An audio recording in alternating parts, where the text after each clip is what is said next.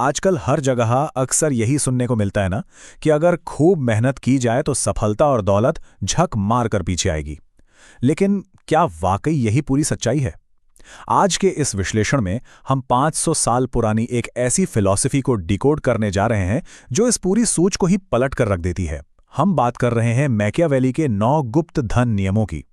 शेर की जगह लोमड़ी कैसे बने, गरीबी का नाटक क्यों करें और अपने असली साम्राज्य को दुनिया से छिपाकर चुपचाप सिस्टम कैसे बनाएं, आज हम यही सब गहराई से समझेंगे। अब जरा इस बात पर गौर कीजिए, क्या वाकई सिर्फ दिन रात काम करने से अपार दौलत मिल जाती है? सच कहूं तो जो लोग असल में बेहद अमीर हैं, वो कभी अपनी कामयाबी के असली सीक्रेट्स किसी के साथ शेयर नहीं करते।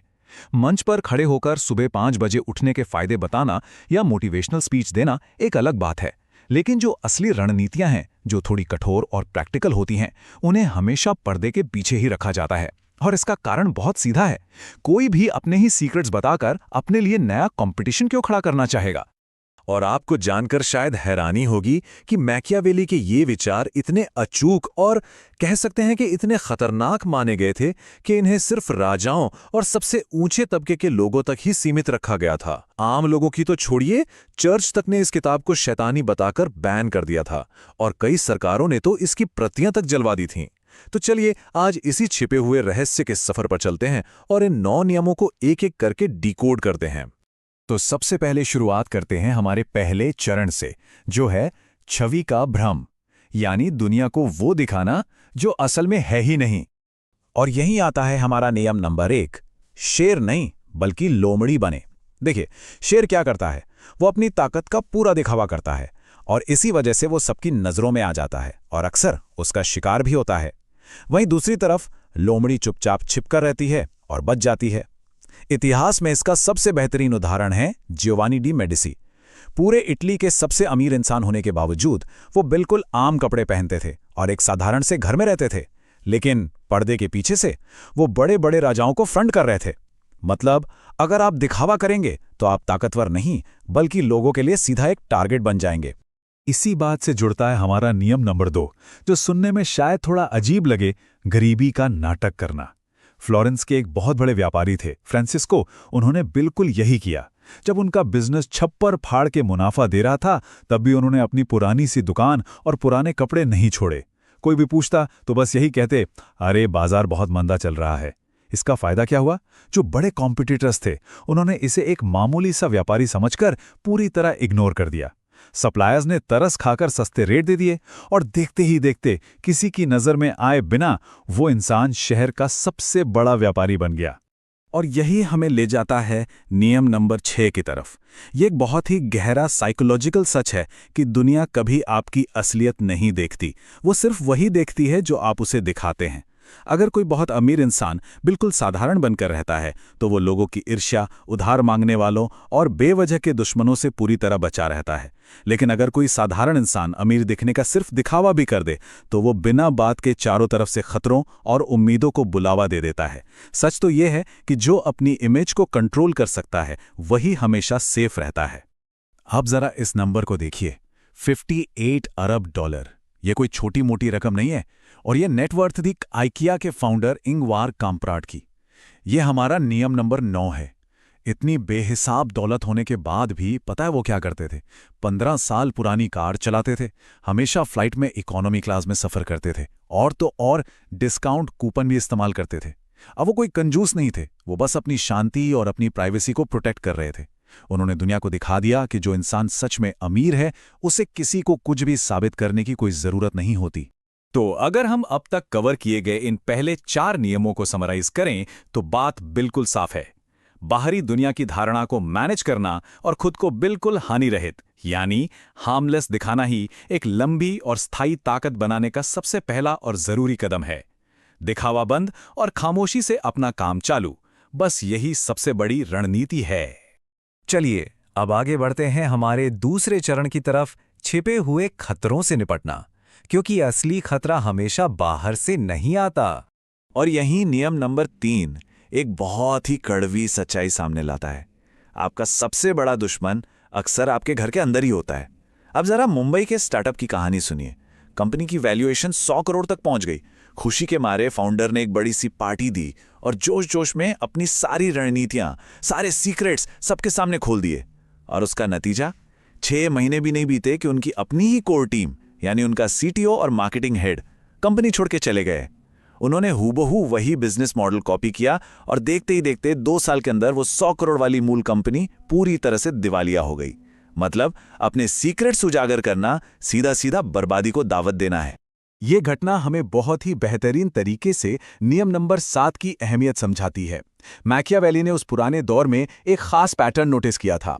जो इंसान सबसे ज्यादा स्मार्ट, पढ़ा लिखा या क्षमतावान दिखता था, अक्सर सिस्टम सबसे पहले उसी को खत्म कर देता था, क्योंकि वो बाकी लोगों के लिए खतरा बन जाता था। और आज के कॉर्पोरेट ऑफिस में भी बिल्कुल यही होता है। अगर आप बहुत ज्यादा होशियार दिखेंगे तो ऑफिस की पॉलिटिक्स और एक्स्ट्रा काम का बोझ आप पर ही आएगा। इसके उलट अगर आप बिल्कुल साधारण दिखते हैं तो लोगों का गार्ड नीचे हो जाता है और आपको बहुत सी जरूरी और खुफिया जानकारी चुपचाप इकट्ठा करने का मौका मिल जाता है। तो ये रहा हमारे दूसरे चरण के नियमों का सार। मैकियावेली हो या सुन त्सु, दोनों की फिलॉसफी यही कहती है कि अपनी असली ताकत और अपने असली दिमाग को हमेशा छिपाकर रखना चाहिए। जब तक आपका साम्राज्य इतना विशाल और मजबूत ना हो जाए कि उसे कोई हिला ना सके, तब तक थोड़ा कमजोर या साधारण दिखना ही सबसे सेफ ऑप्शन है। अब हम आते हैं इस विश्लेषण के तीसरे और सबसे महत्वपूर्ण चरण पर, गुप्त साम्राज्य की कार्यप्रणाली, यानी पर्दे के पीछे असल में काम कैसे होता है। नियम नंबर 4 असली ताकत की परिभाषा को ही बदल देता है। आज के जमाने में लोग सोचते हैं कि लाखों सोशल मीडिया फॉलोअर्स होना ही असली ताकत है, लेकिन नहीं। असली ताकत वो है जो कभी किसी को दिखाई नहीं देती।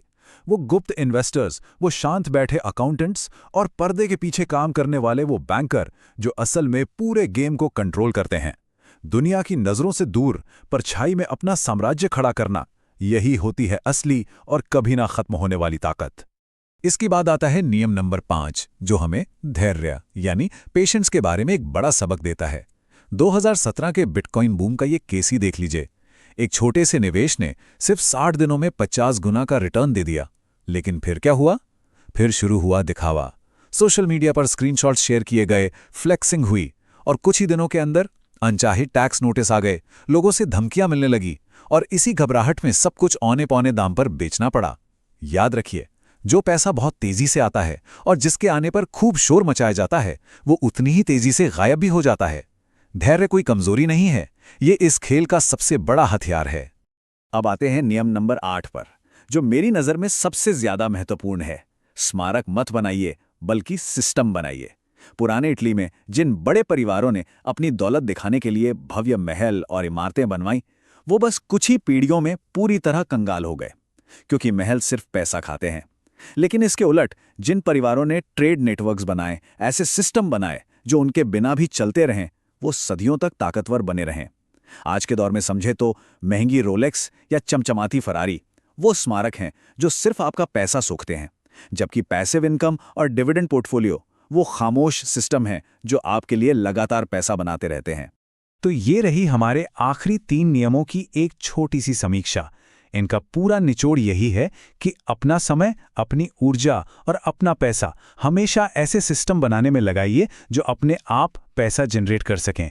एक ऐसा स्ट्रक्चर जो बैकग्राउंड में चुपचाप अपना काम करता रहे, ना कि उन चीज़ों में जो सिर्फ लोगों का ध्यान खींचती हैं और आपका सारा कैश खत्म कर देती हैं। पैसा शोर मचाता है, लेकिन दौलत हमेशा खामोश रहती है। और यही इस पूरे विश्लेषण का सबसे मजबूत और आखिरी निष्कर्ष। जो सच्ची महत्वाकांक्षा होती है, जो असली एम्बिशन होता है, वो हमेशा खामोशी से अपना काम करता है। जब पैसा नया नया आता है ना, तो वो बहुत चीखता है, वो चाहता है कि लोग उसे देखें। लेकिन जो असली दौलत होती है, वो दौलत जो पीढ़ियों तक टिकने वाली होती है, वो बस चुपचाप बढ़ती है। और सच तो ये है कि आपकी वो खामोशी ही आपके उस बढ़ते हुए साम्राज्य की सबसे बड़ी रक्षक होती है। तो अंत में एक बहुत ही गहरा सवाल हमारे सामने आकर खड़ा हो जाता है। आज की इस शोर शराबे और दिखावे वाली दुनिया में क्या सफलता के इस नजरिए को पूरी तरह से बदलने का वक्त नहीं आ गया है?